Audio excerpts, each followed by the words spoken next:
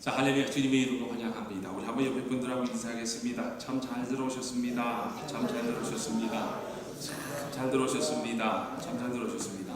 자, 오늘은 본문에 의지하여서요, 가장 큰 선물이라는 제목으로 여러분들과 은혜를 함께 나누고자 합니다. 여러분, 메리 크리스마스. 한번 우리 큰 소리로 한번 우리 메리 크리스마스 한번 해보겠습니다. 시작. 메리 크리스마스. 제가 좀 발음이 안 좋아서 시원치 않은데 한 번 더 큰 목소리로 합니다. 메리 크리스마스. 예, 감사합니다. 여러분, 오늘은 너무나도 기쁘고 즐거운 성탄주일이에요. 어떠세요, 여러분? 기쁘시죠? 아멘. 기쁘시죠, 여러분? 정말 오늘이 굉장히 기쁜 날입니다. 그 뜻을 알면요, 정말로 우리 예수님의 이름이 얼마나 좋은지 모릅니다. 그분이 이 땅에 오셔서 얼마나 많은 사람들이 즐거운 성탄절을 보내고 있는지, 예수님의 이름이야말로 정말 대단하지 않습니까? 너무나도 좋은 이름입니다. 그래서 이제 이때만 되면요, 얼마나 많은 사람들이 주님의 사랑으로 이 선물을 주고받습니까? 그래서 제가요, 우리 안사람이 이제 예수님의 이름으로 여러분들을 위해서 좋은 선물을 여기 앞에 보면 준비해놨어요. 그러니까 여러분, 좋은 선물을 준비했으니까 그냥 가지 마시고 다들 받아가시기를 주님의 이름으로 부탁드립니다. 아니, 뭐 선물 받아가라고 부탁을 하는데도 아멘이 없네. 야, 이 세상에 어느 목사가 이 성탄절날 선물을 주는 목사가 어디 있어요? 목사가 선물을 받지. 이야, 참 이거. 여러분, 저는요, 이번 성탄절을 제가 준비하면서요, 수고하고 무거운 진진자들아 다 내게로 오라고 말씀하셨던 그 주님의 말씀이 제 마음속을 너무나도 답답하게 하면서, 아직도 제가 이제 제대로 주님께 맡기지 못하는 나의 모습을 들킨 것 같아 조금 안타깝습니다. 제가 이제 지난해도 이제 이 말씀을 가지고 설교를 했지만, 어쩌면 그렇게도 주님께서는 저의 형편을 정확하게 꿰뚫어 오실까. 정말입니다. 2014년 성탄절을 보내고 나면 또 다시 이제 송년 예배를 보고, 그러면 또 이제 2015년이라는 새해가 밝아오는데, 과연 내가 한 해를 내게로 오라 내가 너를 쉬게 하리라는 주님의 음성에 철저하게 순종하며 제가 갖고 있는 무거운 짐을 주님께 온전히 맡기었는가, 돌아보았더니요, 역시 아니더라는 거예요. 여러분, 이제는 올해가 얼마 남지 않았습니다. 이번 성탄절에는요, 우리 모두가 어떤 무거운 짐을 갖고 있는지는 잘 모르시겠지만, 그 짐을요, 평화의 왕이요 빛이 오신 예수님을 만남으로 다 놓여지는 해방받는 역사가 있으시기를 주님의 이름으로 축원합니다. 아멘. 여러분, 우리가 이 땅을 살아가면서 보니까요, 얼마나 무거운 짐을 지고 사는지 겉으로는 잘 몰라요. 개인 문제가 그렇습니다. 가정 문제가 그렇습니다. 교회 문제도 보니까 그렇더라는 거예요. 어떤 위기를 맞게 되다 보니까요, 그때서야 실제로 얼마나 내가 많은 문제로 골마 있었는가를 알게 되는 건데, 여러분이 잘 모르셔서 그러시죠. 드러난 문제보다 이 안에서 숨겨져 있는 문제가 더 심각한 겁니다. 얼마나 많은 사람들의 정신 상태가 보니까요, 열등감에 좌절감에 분노에 마음의 상처 등으로 심각하게 병들어 있는지 전문가들도 파악하기 힘들 정도로 많다라고 합니다. 그런데 여러분, 왜 이런 문제들이 끊임없이 줄어드는 것이 아니라 더 늘어나는 걸까? 그렇습니다. 너무나도 사람들이 보니까요, 이제는 교만하여져서요, 인생의 근본적인 문제를 보지 못하고 보여지는 데만 치중하기 때문이라는 거예요. 여러분, 우리가 진정으로 거듭난 그리스도인이라면 예수님께서 이 땅에 오신 이유를 잘 알아야 합니다.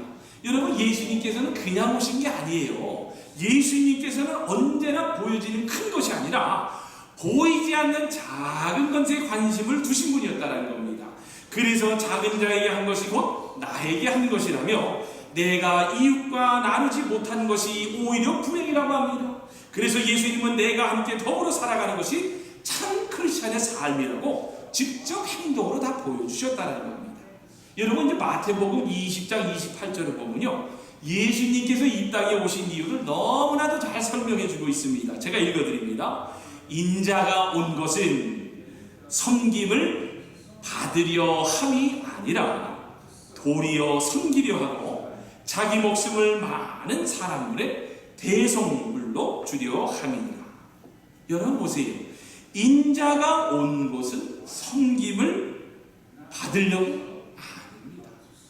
주려고, 섬김을 주려고 왔다는 겁니다. 여러분 정말입니다. 주님의 탄생과 고난과 죽음과 부활과 죄임을 알려주는 복음은요, 인간의 본성과는 너무나도 정반대입니다.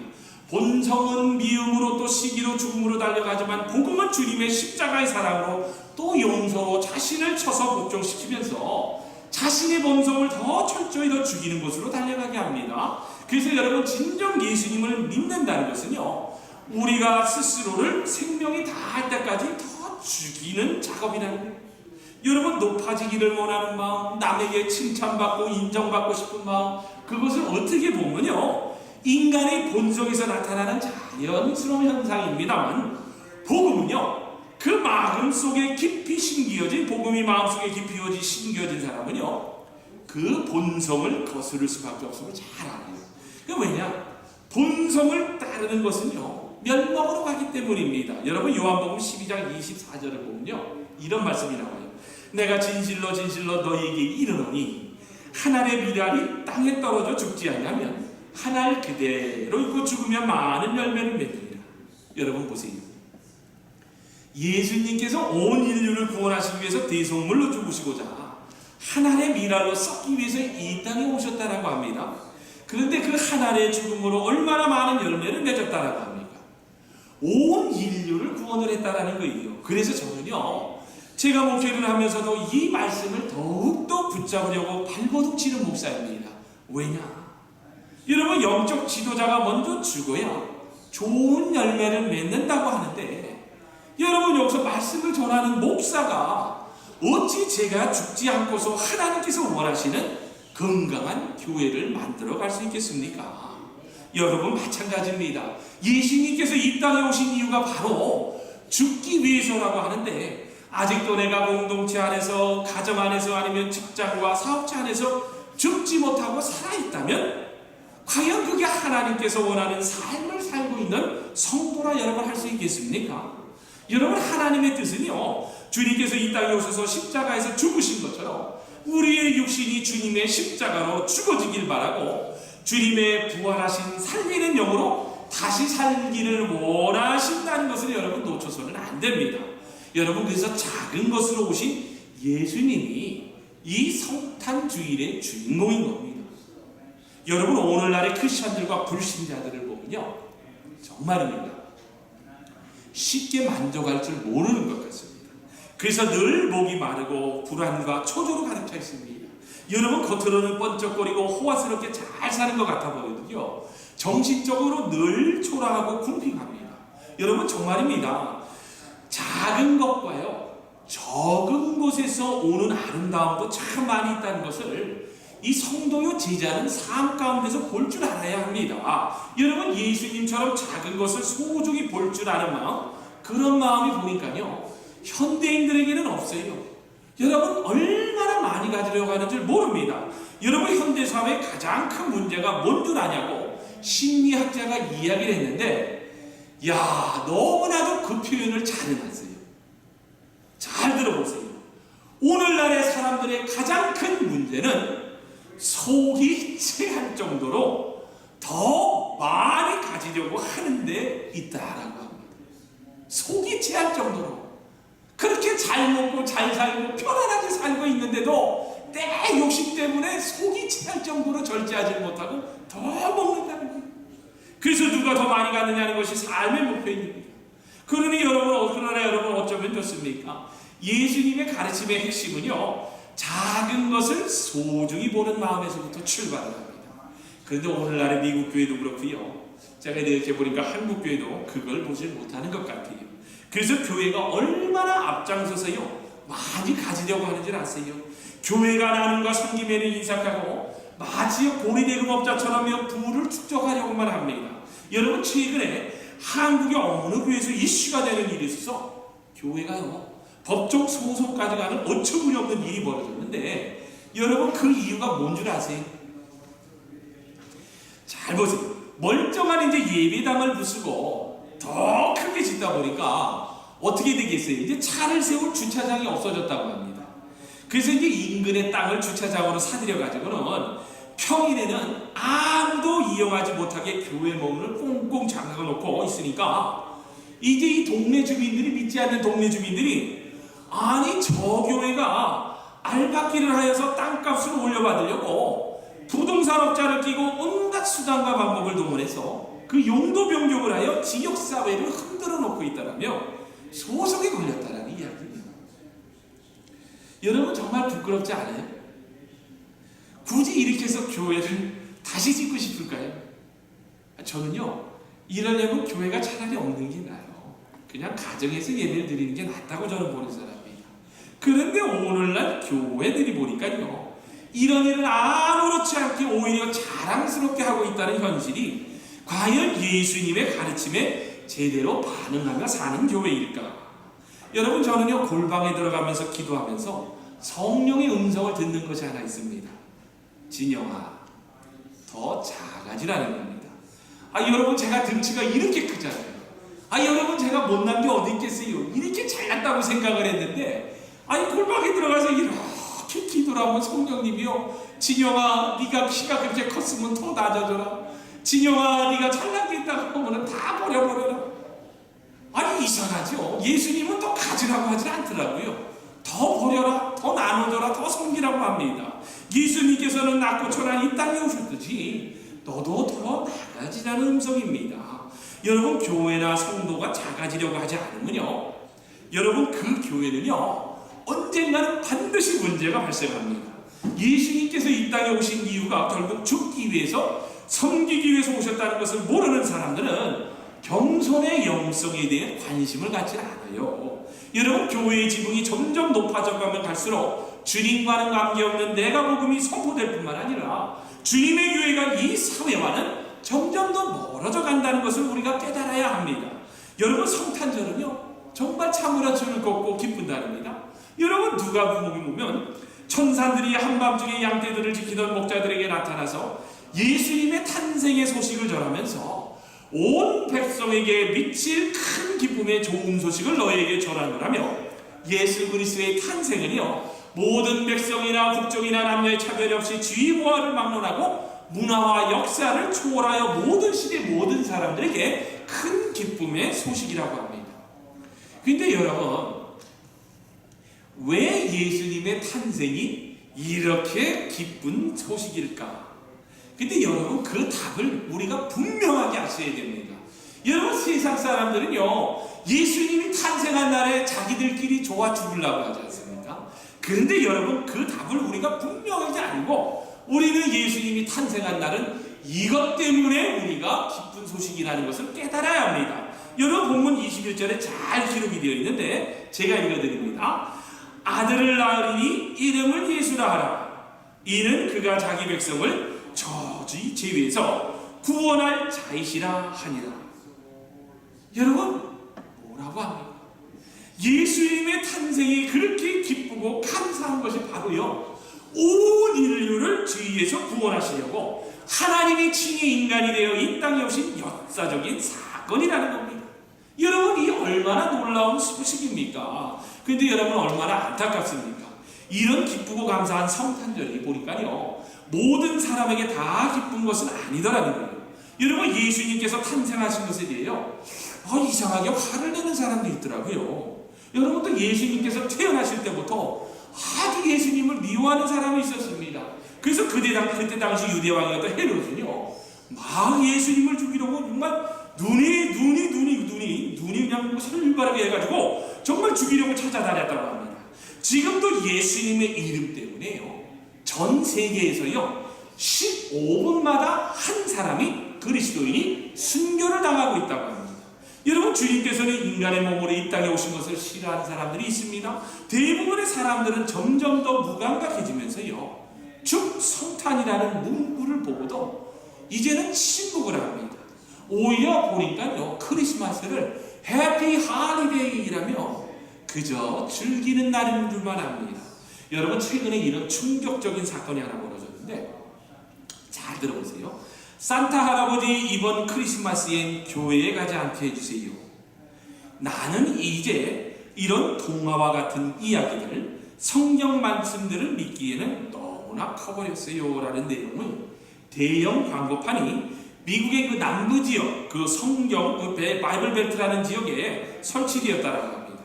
여러분, 이 성탄절은요, 그 날짜의 기원과 상관없이 많은 그리스도인들과 세계 사람들이 예수님이 탄생하신 사건을 기념하는 절기입니다.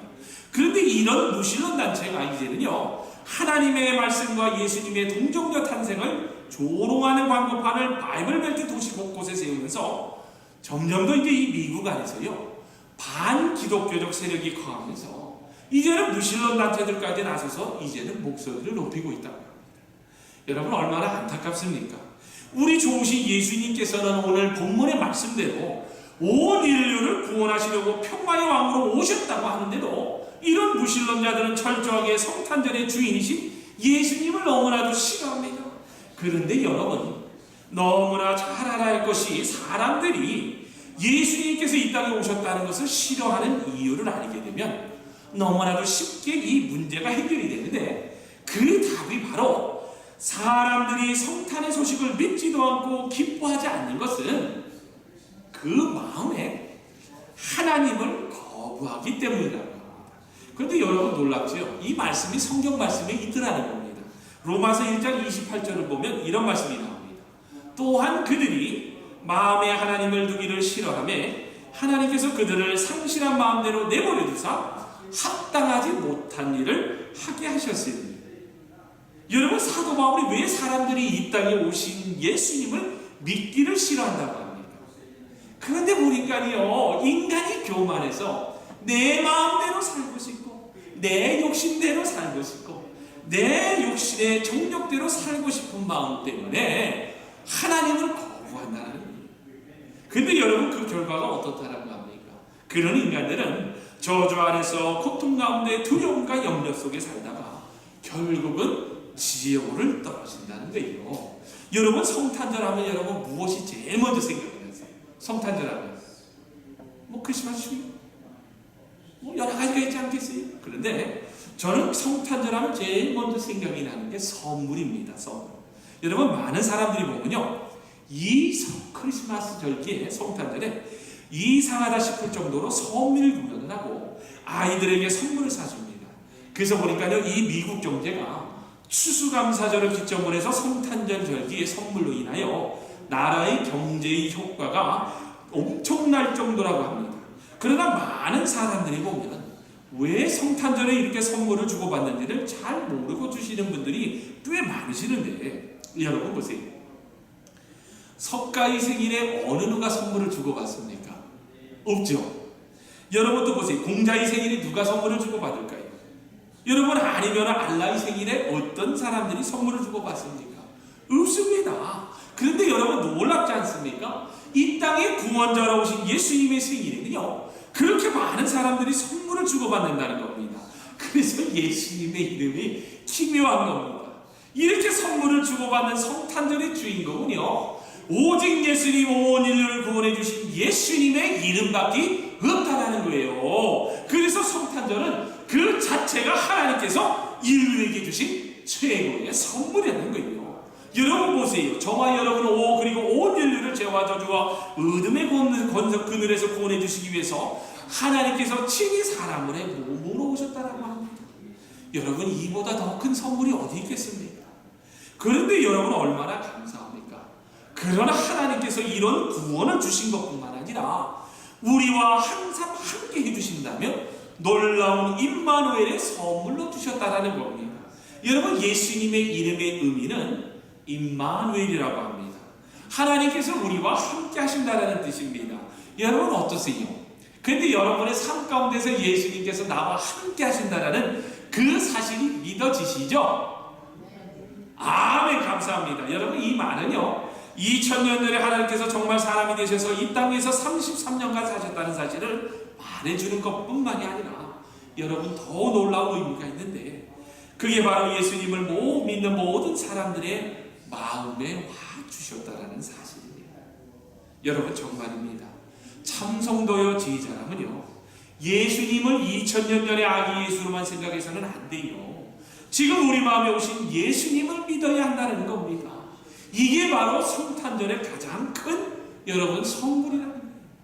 임마누엘 예수님께서 나와 함께 하신다는 것이 바로 믿어진다면요, 여러분 그분의 삶이 달라집니다. 인생이 달라지는 기적을 의미할 뿐만 아니라 운명까지 달라진다는 것을 여러분 아셔야 합니다. 여러분 오늘은 얼마나 많은 사람들이 터가 무너져서 주저앉은 인생을 살고 있습니까? 여러분 오늘은 얼마나 많은 가정이 주저앉았습니까? 여러분 얼마나 많은 교회가 주저앉아 있습니까? 여러분 사랑이 주저앉아 있습니까? 믿음이 주저앉아 있습니까? 도무지 헤어나올 수 없는 좌절의 바닥에서 몸부림치고 있는 사람들이 여러분 얼마나 많은 줄 아세요? 정말이에요. 여러분 교회를 나온다고 하는 사람들이 아직까지도 예수님이 내 마음에 와 계신 걸 믿지 못해서요, 여러분 얼마나 불안해하며 근심하며 염려에 빠져 사는 사람들이 많다라는 겁니다. 여러분 정말입니다. 도대체 누구를 잡아야 살 수 있을까? 여러분 정말 도대체 누구의 도움을 받아야 일어설 수 있을까라며 고민에 고민을 거듭하며 방황하고 헤매는 사람들이 여러분 우리 주위에 많다라는 거예요. 그러나 여러분 참성도요 제자라면요, 세상을 아무리 바라보아도 우리의 도움은요 오직 예수님밖에 없다라고 고백하는 사람들입니다. 여러분 예수 그리스도만이 우리의 운명을 바꾸는 능력이라는 거예요. 여러분 많은 사람들은 물질과 명예와 권세가 있어야 운명을 바꿀 수 있다고 생각하지만 저는 제가 체험을 했어요. 물질이 저를 바꾸질 못해요. 명예는 나를 못 바꿉니다. 오직 예수님이 내 안에 살아계시면은 그 사람이 반드시 바뀌어지더라는 겁니다. 그래서 여러분 성경이 우리에게 이렇게 가르쳐주질 않습니까? 은과 금은 내게 없거니와 내게 있는 것으로 내게 주노니 나사렛 예수 그리스도의 이름으로 일어나 걸어라. 여러분 이 땅에 가장 큰 선물로 주어진 예수님의 이름으로 여러분의 인생과 운명을 바꿀 수 있다는 겁니다. 여러분 이런 이야기가 있습니다. 영국의 그 한 시골 소년이요, 그 런던의 어느 큰 교회를 찾아갑니다. 그래서 이 소년이요, 집이 몹시 가난해서 더 이상 공부를 할 수 없게 되자 이제는 그 교회인 도서관에서 잔심부름을 하며 그나마 공부도 하고 책도 읽으려고 무작정 올라온 곳이었는데, 근데 때마침 이제 그 교회 목사님이 외출하고서 없자 이 대기실에서 기다리고 있던 이 소년이요, 그 자기 등 뒤에 있는 수많은 책들이 가득한 걸 보았다라고 합니다. 이제 그것을 바라보던 소년이 눈이 반짝반짝 빛납니다. 그래서 이제 흥분한 이 소년이요, 책을 이렇게 둘러보다가 한쪽 구석에 두껍게 먼지가 쌓인 책 한 권을 발견했는데 볼품이 없는 그 책은 아무도 펼쳐보지 않은 듯 했다고 합니다. 그래서 소년은 먼지라도 털 생각으로 책을 꺼내다가 서서히 이제 그 내용에 빠져들게 됐는데 책의 이름이 페브리에의 동물학이었다고 합니다. 그래서 이제 소년은 서서히 그 책을 열심히 읽었는데 너무나도 이 책이 재미있어서 마침내 이제 그 책의 마지막 장을 다 읽었을 때 이게 보니까요, 그 뒷장에 이런 메모가 남겨져 있었다고 합니다. 이 책을 끝까지 읽어주셔서 고맙습니다. 이제 당신은 곧 런던 법원으로 가서 1136호의 서류를 가지십시오. 그리고 이제 어리둥절한 이 소년은요, 곧장 이제 법원으로 달려가 이제 그 서류를 받습니다. 근데 여러분 이게 웬일이란 말입니까?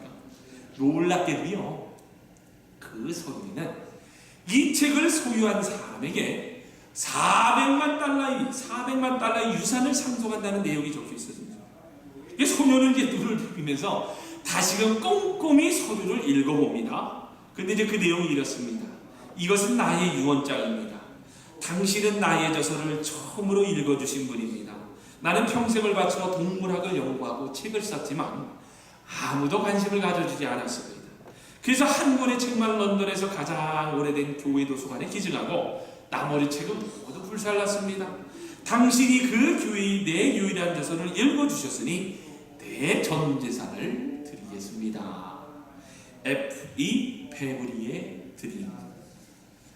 여러분, 그래서 이 사건이요, 그 당시 영국에서 큰 화제가 되면서 모두들 이제 엄청난 유산에 관심이 쏠렸는데, 이 소년은 그 페브리의 그 뜻을 이어서 영국 전역에 도서관을 세우고는 좋은 책을 보고하는 데 힘썼으며 가난한 사람들을 도우며 평생을 보냈다는 이야기인데, 여러분, 우리가 이제 이 이야기를 통해서 놀라운 진리를 하나 발견할 수 있어요.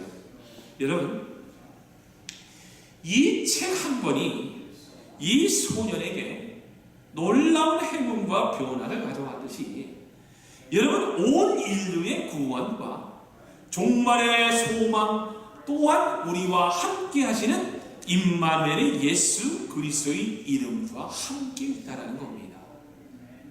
여러분, 이거를 믿으셔야 해요. 이게 믿어지게 되면요, 여러분, 얼마나 행복한 삶을 살 수 있는지는 아세요?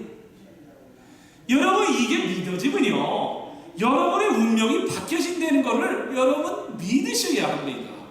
여기 있는 목사는요, 그것을 체험했어요. 내가 지옥과 같은 삶을 살고, 내가 인생의 터가 무너지고, 세상 사람들이 너는 안 되라고 정죄를 한다고 해도 예수 이름을 믿고 예수 이름을 신뢰하고 예수 이름을 내 안에 모시고 살다 보니까 여러분 달라집니다.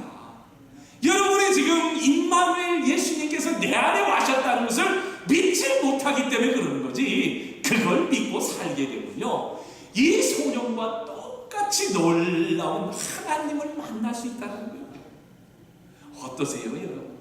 이번 성탄절의 가장 큰 선물이 과연 무엇일까요? 그렇습니다, 여러분. 우리의 운명을 바꾸는 예수님의 이름입니다. 이 땅에 가장 큰 선물로 주어진 예수님의 이름을 믿는 자는요, 인생의 터가 무너졌어도 다시 세워집니다. 하나님의 여러분 원대한 구원 계획은요, 가장 큰 선물로 오신 예수님을 통해 모든 자들이 구원받기를 원하십니다. 그래서 여러분, 예수 이름에는 치유가 있습니다. 예수 이름에는 축복이 있습니다. 예수 이름에는 회복이 있습니다. 예수 이름에는 능력이 있습니다. 예수 이름에는 저같이 못난 사람, 저같이 타락한 사람도 회복시키는 기적이 있습니다. 그러면 여러분의 운명은요, 주저앉은 인생에서 일어서는 인생으로 바뀌게 되고, 도움받는 인생에서 도와주는 인생으로 바뀌게 됩니다. 오직 예수 그리스도의 이름만이 여러분의 운명을 변화시키는 기적을 가져온다는 거예요. 여러분, 말씀을 맺습니다. 우리는요, 오늘 놀라운 복음을 들었습니다. 하나님께서 우리와 함께 하십니다. 예수님은 2000년 전 이 땅에 가장 큰 선물로 오셔서 온 인류의 죄를 지기 위해 십자가를 지시고 부활 승천하셔요, 다시 재림주로 오신다고 합니다. 그런데 여러분, 더 감사한 것은요, 지금 예수님을 믿는 모든 사람들의 마음에도 동일하게 찾아와 주셨다라고 하니, 여러분, 이거야말로 얼마나 놀라운 기적이며 얼마나 큰 소중한 선물입니까? 여러분, 그래서 예수님의 이름에는 5가지 능력이 있다고 하지 않습니까? 기묘자라, 모사라, 전능자라, 영전자라, 평강의 주라. 그렇습니다, 여러분. 성탄의 주인으로 오신 예수님의 이름에는요, 이런 능력이 있다는 것을 여러분 꼭 믿으시고요, 여러분이 갖고 있는 모든 죄증과 병증과 두려움을 빛으로 오신 예수님께 맡기시고 임마누엘의 주님과 함께 날마다 승리하는 여러분 즐겁고도 기쁜 2014년 성탄절이 되시기를 주님의 이름으로 축원합니다. 아멘.